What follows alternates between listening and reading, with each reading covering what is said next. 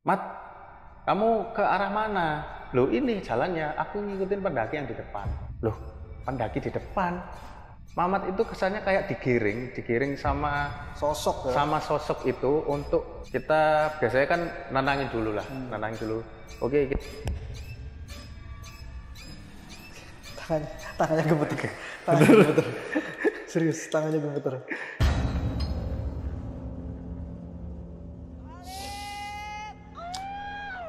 Halo Diazens, bertemu lagi dengan saya Ega dalam konten Dia Misteri. Gimana nih kabarnya? Semoga dalam keadaan sehat-sehat. Yang lagi terbaring sakit, semoga ya sama aja lah ya, semoga cepat sembuh. Karena jujur saat ini saya lagi ada sedikit gangguan batuk ya. Jadi kalau misalnya nanti di sepanjang podcast kita kalian mendengarkan ada suara batuk, maaf banget, oke? Karena setnya sudah begini, berarti kita akan podcast dengan salah seorang narasumber yang sudah diundang oleh tim Diadona bernama Tito. Halo Tito. Halo, salam kenal. Salam kenal. Oke, boleh kenalan dulu ke Diazen ini? Oke. Siapa? Salam kenal. Nama saya Tito. Di sini saya ingin menceritakan pengalaman horor ketika melakukan pendakian di Gunung Semeru. Kemudian ada beberapa cerita lain juga ketika ada di kosan saya. Nggak kalah horornya juga ketika saya mendaki di Gunung Semeru. Mantap. Ini kalau boleh tahu Tito kerja jadi apa gitu? Saya kebetulan kerja di salah satu perusahaan swasta di bagian tim produk, Mas. Mantap sekali. Oke, Instagramnya nanti yang ditaruh di bawah sini ya, guys. Oke. Siapa tahu mau kenalan. Tapi sayang sudah laku. Oke, kalau begitu kita langsung masuk ke ceritanya dan jangan lupa dengerin baik.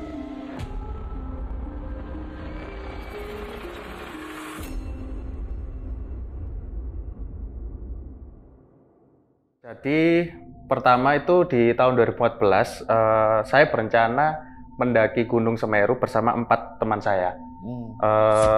Yang pertama itu Muklis, kemudian Mamat, Sabli, dan terakhir saya. Kita berangkat 4 orang dari kosan saya di Kota Malang. Oke. Kita berangkat naik motor ke Gunung Semeru. Nah, kita berempat itu rencananya 3 hari kalau nggak salah itu Jumat, Sabtu, Minggu. Nah, kita berangkat hari Jumat untuk mulai start pendakian. Berangkatlah kita dari Kota Malang itu kita berangkat di pagi hari supaya nanti di atas nggak terlalu siang, kemudian start pendakian juga nggak terlalu sore. Jadi masih bisa lihat-lihat view lah, Mas. Oke. Nah, kita berangkat pagi sekitar jam 8. Perjalanan dari Kota Malang sampai di pos pendaftaran di Ranupani itu sekitar antara jam 10 sampai jam setengah 11 siang. Itu. Nah, sampai situ kita melakukan pendaftaran dulu. Kita checklist alat yang dibawa, kemudian checklist anggota, kemudian identitas juga didata juga sama tim pendaftaran di Posko Semeru itu. Kemudian sama list bahan makanan juga. Aman tuh semua? Itu semua aman, Mas, nggak ada kendala. Jadi udah ibaratnya kita ngomongnya udah safety lah. Udah safety, kita udah ada sleeping bag, kemudian kebutuhan konsumsi untuk 3 hari sampai pulang. Bahkan kita juga nyiapin makanan backup juga gitu. Kemudian peralatan untuk pendakian kayak misalnya trekking pole, kemudian jaket, sepatu itu sudah memadai semua, udah aman semua. Gitu. Ini kalau boleh tahu pendakian pertama atau bukan ya? Ini pendakian kedua di Gunung Semeru. Tapi sebelumnya sudah pernah naik ke gunung-gunung yang lainnya ya? Sudah pernah. Dari 4 orang itu juga sama, memang sering ngedaki juga ya 4 orang? Betul, kebetulan kita berempat itu ikut organisasi pecinta alam di salah satu kampus di Malang. Gitu. Jadi ya hobi lah, kegiatan olahraga alam bebas hobi. Gitu. Lanjut. Setelah checklist selesai dan dinyatakan boleh berangkat, kita berangkat menuju pos 1 dulu. Kita perjalanan, di tengah perjalanan aman, kita ngobrol-ngobrol, istirahat, ketemu banyak pendaki. Rame ya, weekend. Rame, ya weekend Mas, rame. Jadi perjalanan itu lancar sih sampai di Ranukumbolo itu sekitar jam 4:30 kalau nggak salah. Startnya itu kita jam 12-an. Jam 12, antara jam 12 atau jam 1 itu kita udah sampai di Ranukumbolo itu jam 4:30 itu sudah sampai sana. Oke. Nah, sampai Ranukumbolo kita rest dulu Mas, karena plan di hari pertama itu memang kita camp dulu lah di Ranukumbolo. Okay. Summit attack-nya besok aja gitu. Di hari selanjutnya. Nah, kemudian kita masak di situ santai-santai, kenalan sama pendaki lain, dan malamnya kita istirahat karena perjalanannya dari Ranukumbolo ke Kalimati masih cukup lumayan lah. Masih ada beberapa pos lagi yang harus kita lewati di situ. Singkat cerita, masuklah ke hari kedua. Di hari Sabtu. Di hari Sabtu pagi kita sarapan, kemudian berkemas-kemas, mulai packing, ngelipet tenda, kemudian ada yang bersihin alat-alat perlengkapan masak, ada yang ngelipet sleeping bag dan macam-macam lah gitu. Nah, kita start dari Ranukumbolo menuju ke Kalimati itu jam 10 pagi. Itu jam 10 pagi itu. Jalanlah kita naik tanjakan yang viral itu, tanjakan cinta. Tanjakan cinta. Betul itu. Tapi emang tanjakannya bener-bener sangat nanjak sekali gitu. Oke. Nah, jalanlah kita seret sampai di Kalimati. Kalimati itu buat ini ya, informasi kalau teman-teman nggak tahu, Kalimati itu pos terakhir sebelum kita melakukan summit attack. Oke. Dan sebenarnya pendakian yang di cover oleh Taman Nasional Bromo Tengger Semeru itu hanya sampai di Kalimati itu aja. Oke. Nah, untuk ke atasnya itu sudah keselamatan pribadi masing-masing. Ya, karena kan Semeru kan gunungnya juga masih aktif juga, kemudian belerangnya juga masih cukup tebal, kemudian debunya juga nggak main-main. Luar biasa ya. Luar biasa di sana. Gitu. Sampai Kalimati jam berapa itu Pak Walter? Sampai Kalimati jam 1. Jam 1 ya, jam 1-an lah itu sudah sampai sana. Jadi pas lah, maksudnya kita masih banyak waktu untuk masak, untuk ambil air, kemudian prepare persiapan segala macam untuk summit attack nanti malam lah. Gitu. Oke. Jadi masih ada istirahat yang cukup lah ya? Ya betul. Nah, istirahat yang cukup lah. Karena kan yang pertama kalau kita mau melakukan summit attack, kita harus tahu kondisi fisik kita dulu dan harus benar-benar fit, karena di sana jangan sampai istilahnya kalau kita itu ngerepotin lah, ngerepotin karena ya jauh dari manapun itu jauh. Kemudian dari pos di Kalimati itu di atas itu cukup jauh dan jalannya itu terjal dan berkelok-kelok gitu Mas. Gitu. Nah, di Kalimati kita kan prepare untuk persiapan summit attack. Ada yang bikin agar-agar biar nggak bawa makanan berat kan di sana kan susah juga kalau misalnya masak nasi Mas. Gitu. Jadi agar-agar, kemudian snack, kemudian ada yang bikin teh sama kopi buat perjalanan, sama bikin air putih. Tuh. Nah, singkat cerita, tibalah waktu di malam hari ini ketika saya dan teman-teman ini mau melakukan summit attack. Biasanya dini hari kan? Dini hari. Dini hari. Jadi itu sekitar jam 2. Jam 1 sih. Jam 1 kita prepare karena pada saat itu lagi rame-ramenya. Nah, kebetulan itu lagi rame-ramenya Semeru itu. Nah, jam 1 kita prepare, setengah 2 lah, setengah 2 kita mulai berangkat itu. Nah, komposisinya kan 4 orang. Nah, yang untuk ngelit yang di Summit Attack itu teman saya namanya Mamat. Nah, oke, Mat, kamu di depan yo. Gantian buat ngelit. Oke, persiapan udah semua, P3K sudah dibawa, terus logistik sudah aman. Oke, aman. Oke lah, kita berangkat. Gangguan yang saya dan teman-teman saya rasakan itu mulainya dari sini, Mas. Oke. Jadi setelah Kalimati itu kan naik. Nah, di situ itu arah jalur pendakian sebenarnya kan satu di Arcopodo itu. Jadi ya cuman ngikutin aja, saya ngikutin sampai nanti di batas vegetasi. Tapi dalam perjalanannya di kejadiannya itu Mamat kan di depan nih. Nah, dia itu malah melenceng, Mas. Melenceng dari jalur. Oke. Jadi masuk ke hampir ke semak-semak gitu sih. Oke. Nah, sedangkan di Arcopodo ini itu rawan sekali orang itu hilang. Oke. Rawan sekali orang itu hilang di sini itu. Nah, ketika Mamat itu melenceng, ditegurlah sama teman yang di belakangnya, waktu itu Sabli kalau nggak salah. Posisinya gimana tuh? Mamat depan? Ya, Mamat, kemudian Sabli, saya, terus Muklis. Oh, Muklis sweeper? Ya, sweeper Muklis, itu. Nah, jalanlah kita. Mat, kamu ke arah mana? Loh, ini jalannya, aku ngikutin pendaki yang di depan. Oke. Itu, pendaki di depan. Loh, pendaki di depan? Sik, berhenti dulu, gitu. Dia berbalik kan, seret. Pendaki yang mana yang mbok maksud itu? Yang kamu maksud pendaki yang mana gitu? Loh, ada tadi di depan. Setelah dia berbalik badan, dia itu nggak ngelihat siapa-siapa. Dan kita itu nggak ngelihat siapa-siapa. Kita cuma ngikutin si Mamat ini aja. Okay. Jadi Mamat itu kesannya kayak digiring sama sosok ya? Sama sosok itu untuk nyasar. Untuk nyasar itu tadi, Mas.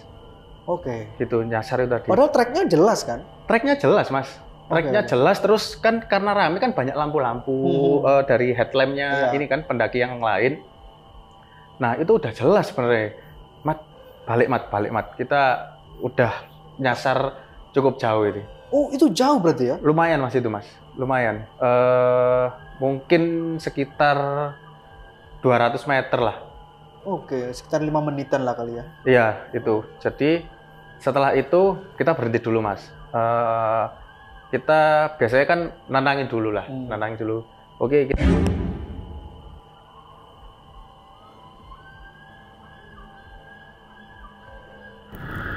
Oke, Diazen, jadi sorry banget. Barusan ini ada kesalahan teknis, ada gangguan teknis, audio kita tiba-tiba mati di beberapa menit sebelumnya percakapan. Jadi kita akan memulai lagi ceritanya. Jadi Tito akan cerita lagi. Jadi sorry kalau nanti ekspresiku biasa-biasa aja, ya kan? Karena sudah tahu ceritanya. Sorry bro. Tapi nggak sampai selesai, cuman sampai beberapa menit ke depan aja yang kita syuting tanpa audio. So kita audio mati sampai di mana tadi? Ketika si Mamat membawa kalian nyasar tuh. Ya, di Arcopodo. Di Arcopodo. Kemudian kalian balik ke trek kan? Ya. Oke. Terus kalian langsung lanjutin perjalanan tuh. Setelah kita berhasil kembali ke trek awal, kita lanjut sampai di batas vegetasi. Nah, di batas vegetasi itu posisinya kan jalurnya sempit, Mas. Jalurnya sempit dan itu antri panjang banget lah. Karena kebetulan waktu itu weekend juga, pendakian rame. Rame. Akhirnya mau nggak mau kita berhenti. Nah, ketika kita melakukan perjalanan dan sering berhenti, itu kan malah makin capek. Ya, karena sedikit-sedikit berhenti, berhenti. Betul, sedikit berhenti, akhirnya capek. Dan akhirnya waktu itu aku emosiku under control. Akhirnya under control dan mengumpat dan berkata-kata kasar lah. Di alam terbuka itu. Yang bukan rumah kita. Betul, yang bukan rumah kita, di mana Semeru itu disebut Puncak Abadi Para Dewa. Nah, di situ saya melakukan tindakan yang kurang terpuji lah, nggak bisa dicontoh lah. Oke, jangan dicontoh ya untuk para teman-teman pendakian juga. Betul. Itu yang ngumpat kamu sendiri atau sama teman-teman yang lain? Ada 2 orang, jadi saya dan teman saya ini yang si Sabli ini.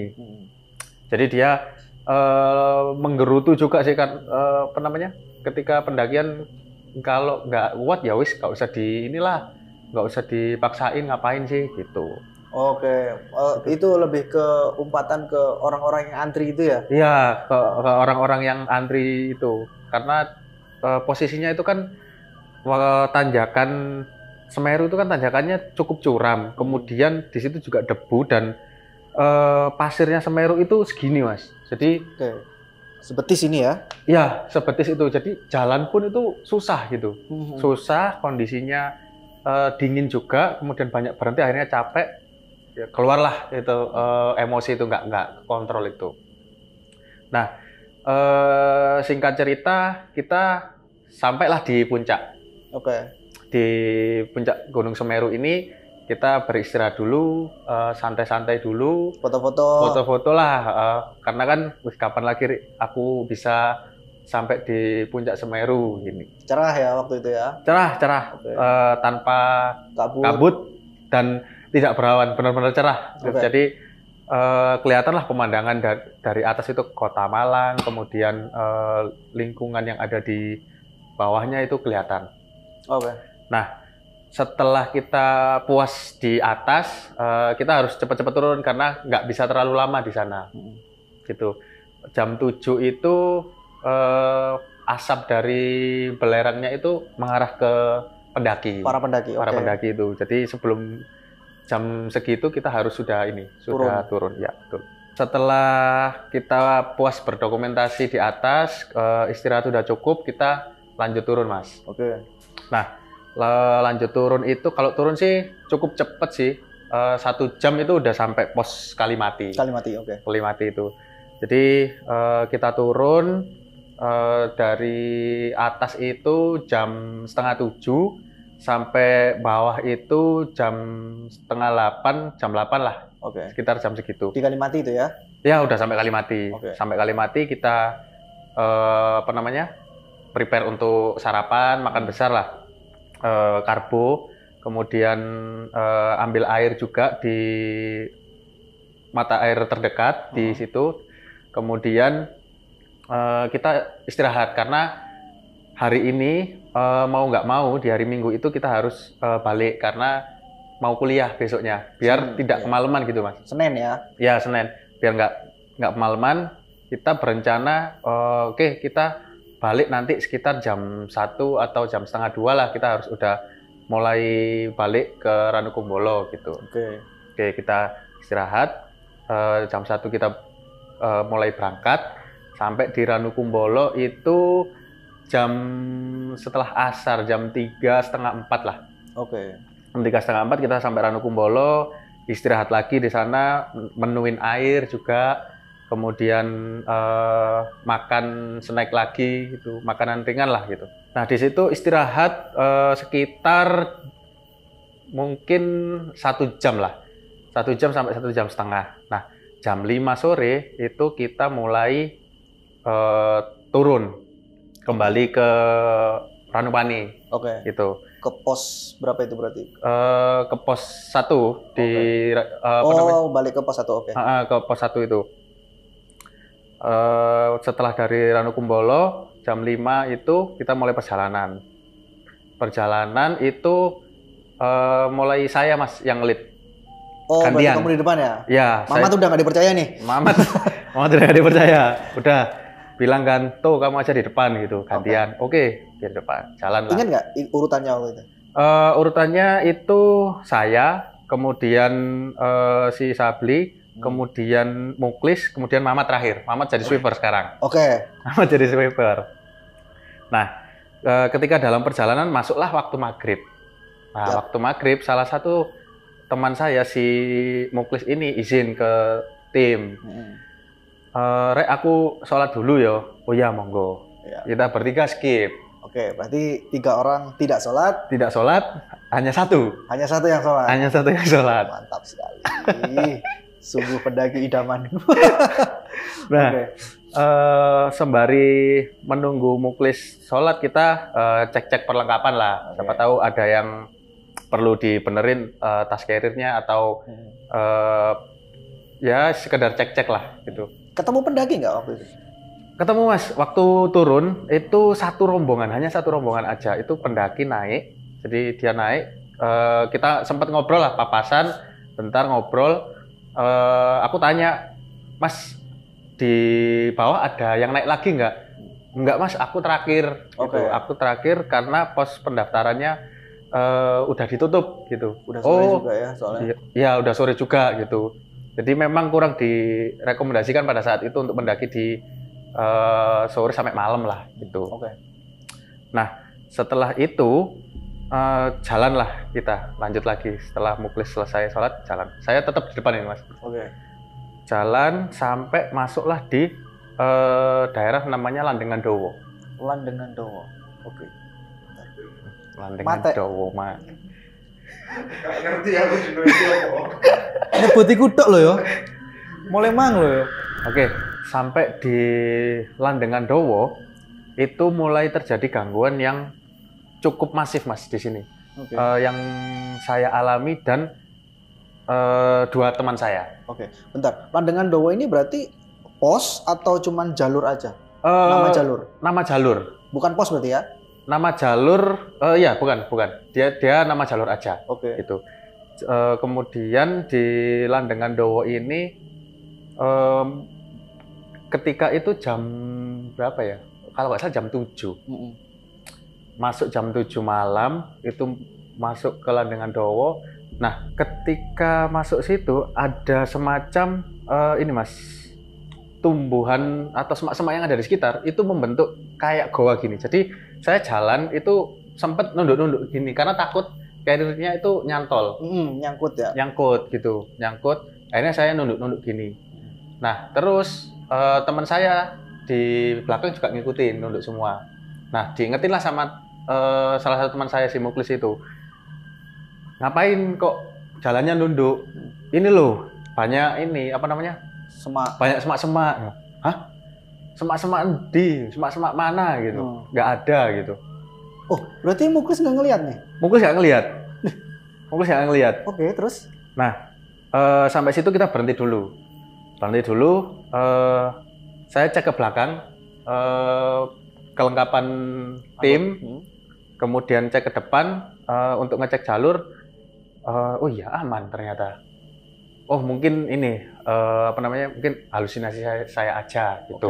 Nah, rules di pendakian sebenarnya gini Mas, ketika kita melihat sesuatu yang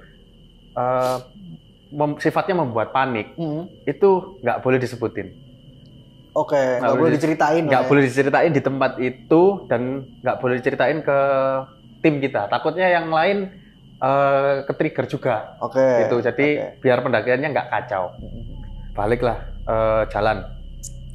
Jalan. Set jalan. Kan jalannya itu kan berkelok-kelok gitu Mas. Nah, jalan berkelok-kelok. Setiap tikungan itu, nah ini awal mulanya. Di tikungan pertama itu saya mulai diperlihatkan sosok perempuan. Perempuan berambut panjang, pakai baju putih, gitu di setiap tikungan gitu. Di setiap tikungan? Di setiap tikungan, sekelebat gitu Mas. Saya lihat pakai headlamp, hilang. Wah apa itu? Gitu. Kan dalam hati saya, wah apa ini? Enggak, mungkin aku capek gitu. Positif lah ya. Positif thinking, tetap positif thinking, mungkin aku capek. Terus aku bilang ke teman-teman, berhenti dulu ya gitu. Berhenti dulu. Kenapa? Nggak apa-apa, aku haus gitu. Biar nggak terlalu kelihatan lah gitu. Nggak terlalu kelihatan. Aku haus. Minum dulu. Jalan lagi. Set. Habis itu, ketika di tengah perjalanan, teman di belakang saya, si Sabri itu, ngerasa ada yang lewat di depannya. Di antara kakinya gitu. Kayak set gitu. Sirek gitu katanya. Berhenti lagi akhirnya. Ada apa gitu. gak apa-apa, aku tak benerin tali sepatu. Oke, benerin tali sepatu. Di situ wis mulai ini Mas, mulai agak gak beres ini. Wah, ini sepertinya bukan cuman aku aja yang ngerasain, tapi teman-teman timku ini juga pasti ngerasain ini kayaknya. Oke lah, udah siap, jalan lagi itu Mas. Jalan lagi. Nah, waktu tikungan lagi, ketemulah aku sama si sosok perempuan itu. Tapi sekarang dia nggak ngilang Mas. Dia diem sambil bingung. Itu Mas. Redek aku. Itu. Jadi dia gini. Aku tak sorot pakai headlamp gitu. Headlamp dia tetap gini, mungkin ada sekitar beberapa detik lah. Dia itu baru hilang. Langsung berhenti aku. Terus mulai inilah nyebut lah. Astagfirullah gitu. Ono opo iki? Ada apa ini? Gak beres ini. Perintahlah. Kita berhenti lagi gitu. Minum dulu, nenangin pikiran. Kamu aja yang lihat? Beberapa, tapi teman-teman nggak ada yang cerita di situ. Nggak ada yang berani cerita. Karena rules tadi itu. Karena rules tadi itu. Sampai terjadi Mas, jelas lagi Mas. Setelah aku dikeliatin itu, kita break itu agak cukup lama. Tangannya gemeter. Serius, tangannya gemeter. Jadi break agak cukup lama untuk nenangin lah gitu. Minum lagi, terus ambil snack. Ini wis malam rek gitu. Waktu itu udah masuk jam 8, setengah 9 lah. Itu masih di Landengan Dowo itu. Iya. Jadi kayak nggak selesai itu loh Mas jalurnya. Harusnya nggak selama itu dong? Enggak, harusnya kalau aku start jam 5, jam setengah 8 atau jam 8 itu udah finish. Sudah di pos terakhir ya? Iya, sudah di pos terakhir. Jadi 4 jam dari Ranukumbolo ke Ranupane itu cukup gitu. Dan kita itu masih di situ kok. Masih jam segini kita kok masih tetap di sini ya.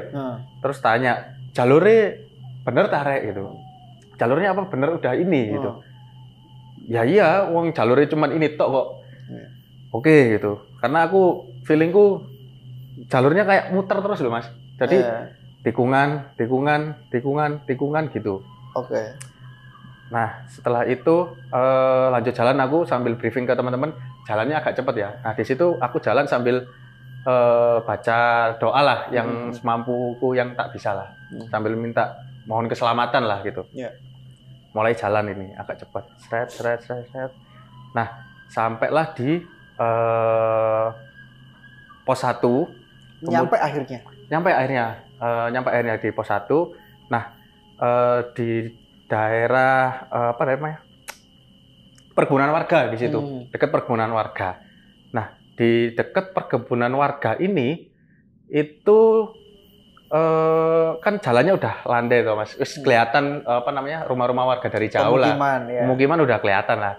Wah, alhamdulillah udah keluar. Kayak rasanya itu kayak aku tuh masuk ke dimensi lain terus berhasil keluar. Gitu. Lega lah.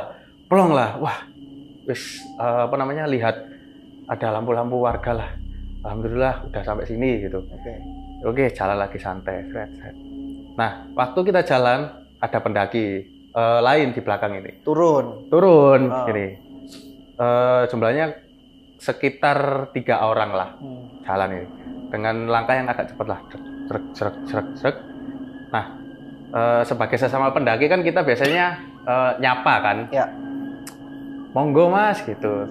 Mari gitu. Tapi dia diem. Ini dia diem ini. Jalan diem sampai tikungan hilang gitu dia. Oh, mungkin dia udah sampai sana gitu. Terus nggak ngeliat lagi aku. Sampailah di pemukiman warga itu di warung. Warung bakso waktu itu. Tanyalah aku ke ibu. Bu, tadi ada pendaki selain kita yang turun lihat sini. Nggak ada ya Mas, sampean tok ini yang kesini malam ini. Jadi bener-bener nggak ngelihat aku kan konfirmasi, takutnya aku halusinasi nih. Aku halusinasi. Oke, gak ada. Aku masih positive thinking, mungkin penjualnya masih nggak ngelihat waktu itu lagi ngapain, aktivitas apa gitu kan. Positive thinking. Sampai akhirnya ke pos informasi atau pos pendaftaran itu, karena kan setelah mendaki kan kita wajib lapor biar nggak dikira hilang tuh Mas. Nah, terus di situ, Pak, tadi sebelum kita ada pendaki ya? Nggak ada Mas, sampai entok ini yang turun. Wah, dari situ wis langsung deredek wis aku wis Mas. Langsung merinding wis itu. Terus lu bukannya rame ya? Harusnya ada 3 orang itu. Oh, yang di depannya pas yang kelewatan itu? Harusnya ada 3 orang yang ngelewatin kita. Hah? Nggak ada gitu. Terus yang tadi siapa? Dan itu 4-4-nya ngelihat? Iya, 4-4-nya itu ngelihat. Barulah di pos informasi itu kita cerita semua. Oke. Apa yang saya lihat itu mereka juga lihat. Sosok wanita itu, kemudian sebuah kayak bayangan lewat di depannya Sabli itu? Di depannya Sabli itu juga dia ngerasain juga. Itu kemudian di belakangnya dia juga tahu kalau misalnya dia itu berhenti mendadak gitu, karena ada bayangan itu sesuatu yang lewat itu tadi. Itu Mas, akhirnya kita bingung ini. Posisi finish itu kita 9:30 kalau nggak salah. Lama ya? Lama Mas, lama dan capek banget itu, capek banget. Kita bingung, posisi besok harus kuliah, kemudian jam segini kita masih ada di Ranupane, mau turun ini gimana gitu. Akhirnya kita nenangin diri dulu, sampai akhirnya kita putuskan, oke lah kita turun ini. Nah, perjalanan pulang ini Mas. Nah, waktu perjalanan pulang kita kan masing-masing kan goncengan pakai motor 2 orang. Oke. Nah, saya sama Sabli, Muklis sama si Mamat gitu. Nah, waktu perjalanan pulang kita itu aman, tapi si Sabli ini itu mengalami gangguan. Gangguannya yang pertama itu ada di aroma. Jadi dia itu sering mencium bau menyan. Itu waktu perjalanan pulang. Jadi sepanjang turun dari Ranupane, kemudian Jemplang, Gubuk Kelakah, sampai Gubuk Kelakah itu. Dia nyium. Iya, dia nyium itu, dan dia dilihat sekelebat gitu Mas. Sampai dia itu nggak berani lihat depan wis. Dia kan tak gonceng. Dia sampai lihat bawah gini terus wis gitu. Apa yang dilihat? Sama Mas, sosok itu tadi kayak ngikut gitu loh. Kayak ngikuti dia itu. Sampai akhirnya kita terbebas dari gangguan itu ketika sudah lewat Gubuk Kelakah. Oke. Gubuk Kelakah itu udah aman lah, udah pandangan perkotaan, udah safe lah kita. Kita sempat berhenti juga untuk cari makan lagi gitu sebelum kita akhirnya kembali ke kos masing-masing. Terus itu kita pendakian udah selesai lah Mas. Oke. Nah, udah selesai. Nah, tapi saya mengalami gangguan juga itu di kos selang beberapa minggu lah. Mungkin ya 1 bulan setelah pendakian lah. 1 bulan setelah pendakian. 1 bulan setelah pendakian itu saya ngalamin gangguan lagi. Itu ketika di kosan. Mungkin ini ada korelasinya dengan sosok yang nampak di Landengan Dowo itu ya, yang memperlihatkan wujudnya itu. Berarti sosok cewek ini? Iya, perempuan itu tadi, yang di Landengan Dowo yang gini-gini itu Mas. Aduh, jangan diulang kayak gitu. Nah, kejadiannya gini. Waktu itu saya pulang rapat organisasi jam 2. Jam 2 dini hari? Jam 2 dini hari ya. Jam 2 dini hari, saya masih ingat banget itu, jam 2 dini hari. Nah, kosan saya itu masuk gang Mas. Nah, kalau malam kan harus dituntun gitu. Motor dimatiin? Ya, motor dimatiin. Ada sekitar 200 meter lah, 200 sampai 300 meter. Jadi lumayan nuntunnya, karena pemukiman padat gitu. Oke. Saya nuntun motor terus tiba-tiba ada suara ayam berkokok di malam hari itu. Oke, kayak pagi hari? Ya, betul. Nah, ayam berkokok di malam hari itu ciri-ciri dia itu melihat makhluk halus. Wah, Itu ciri melihat makhluk halus. Jadi waktu saya nuntun terus kok ada ayam berkokok jam segini gitu. Saya lihat kiri kanan nggak ada orang, depan belakang juga nggak ada orang. Jadi saya tetap nuntun ini. Saya tetap nuntun. Seret sampai parkiran kos ini. Nah, kos-kosan saya itu 2 tingkat, 2 lantai. Kamar saya ada di atas. Oke. Dan dengan model tangga itu letter L. Oke, kebayang. Letter L kan, seret terus ke kiri. Jadi ini tembok, terus kiri baru pintu masuk. Oke. Itu. Nah, pintunya itu kan nggak pernah ditutup, jadi bukaan gitu sih mas. Gitu.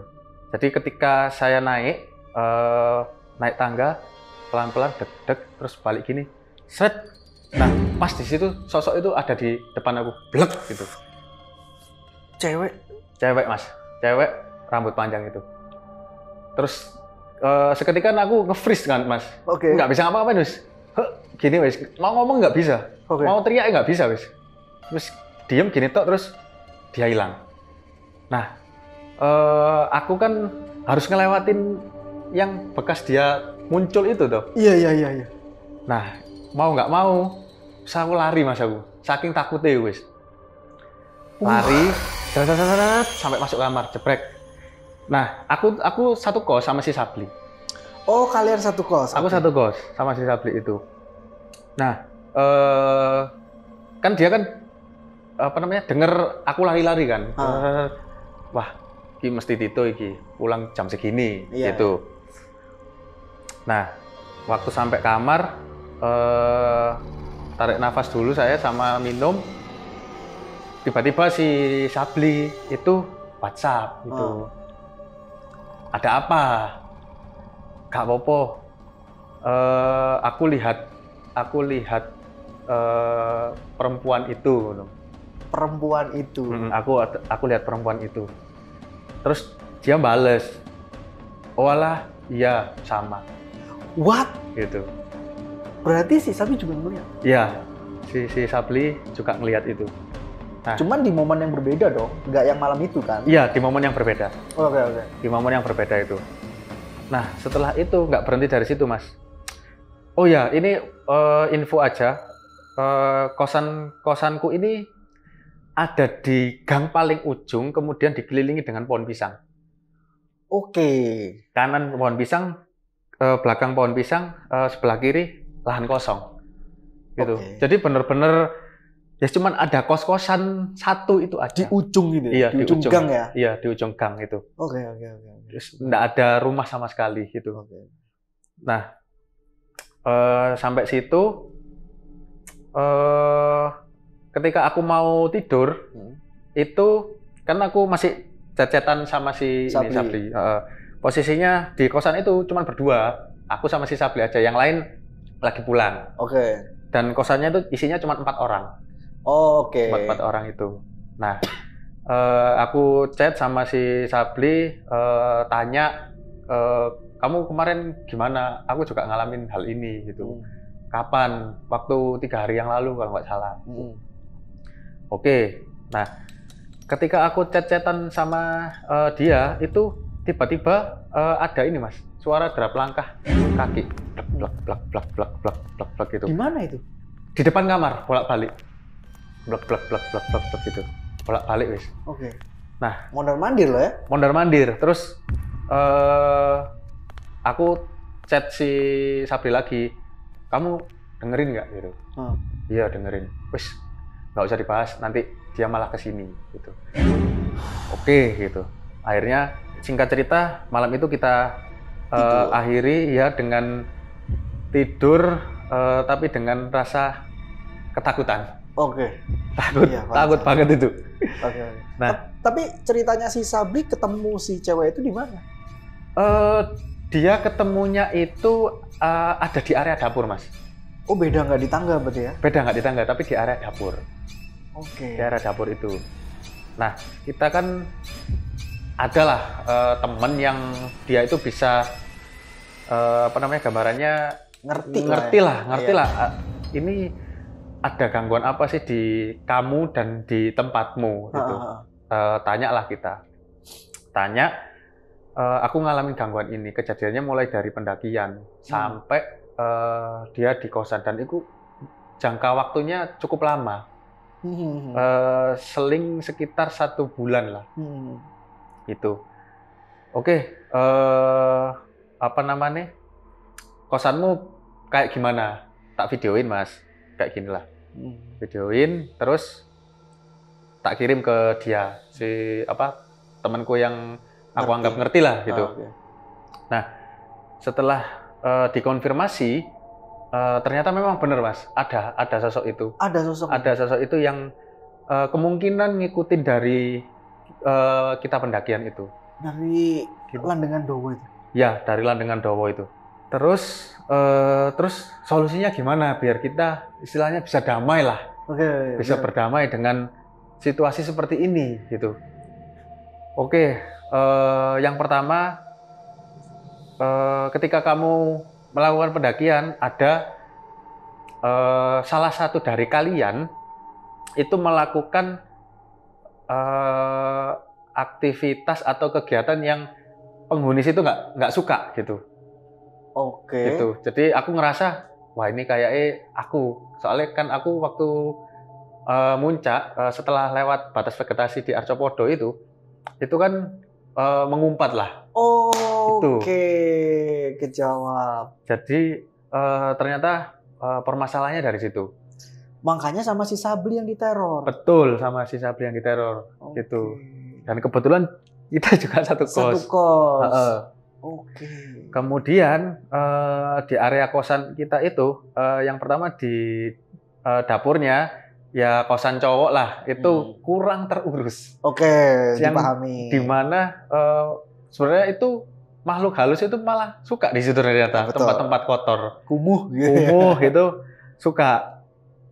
Nah, setelah kita dikasih tahu harus bersihin kosan, bersihin dapur, kemudian istilahnya minta maaf lah ke yang punya alam waktu itu, karena saya khususnya itu berlaku mengeluarkan kata-kata tidak pantas lah di situ. Gitu. Jadi saya doa, kemudian kita ngaji bareng, Mas, akhirnya, Mas. Akhirnya sama si Sabli ngaji bareng tuh di kosan? Iya, akhirnya ngaji bareng di situ. Terus baca ini aja, surat yang kita pahami lah gitu. Gitu. Jadi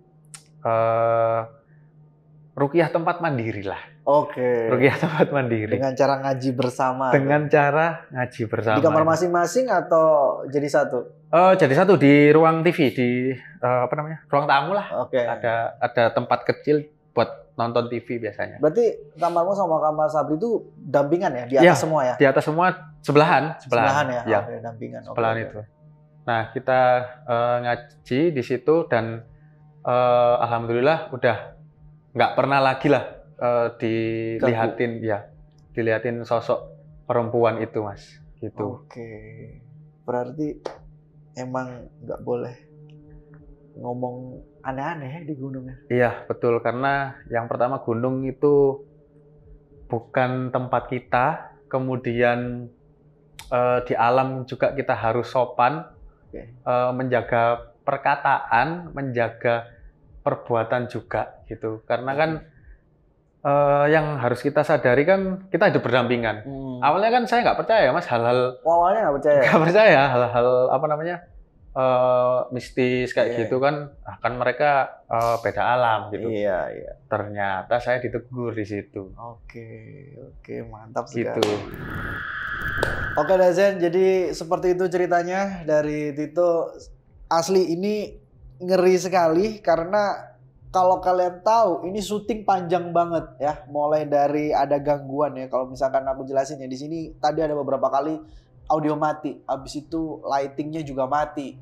Dan beberapa ada gangguan kayak baterai, memori, dan lain-lain. Dan ini belum pernah terjadi di syuting podcast ataupun konten-konten Dia Misteri sebelumnya. Dan kalau kata Tito sih, ini kayaknya cewek tadi nggak mau diceritain. Kayaknya ya. Iya, kayaknya nggak mau diceritain. Tapi apapun itu, terima kasih buat kalian yang udah nonton sampai detik ini. Terima kasih udah support. Cuman aku mau ngingetin aja, sebagian besar dari kalian yang nonton video ini, konten ini, kok nggak subscribe ternyata. Ayo dong subscribe, biar kita jadi jauh lebih semangat lagi untuk bikin konten. Jangan lupa untuk tonton konten Dia Misteri yang lain. Pasti akan seru banget. Dan beberapa video ke depan kayaknya kita akan kembali ngundang si Angga, jadi tungguin aja kontennya. Oke, itu terima kasih banyak. Oke, terima kasih. Sampai ketemu lagi. Sampai ketemu Semoga lagi. tidak diikutin lagi sama perempuan itu ya. Betul, amin. Oke, sampai ketemu di konten selanjutnya. Jangan lupa subscribe sekali lagi, like dan komen. Share juga ke teman-teman kalian. See ya.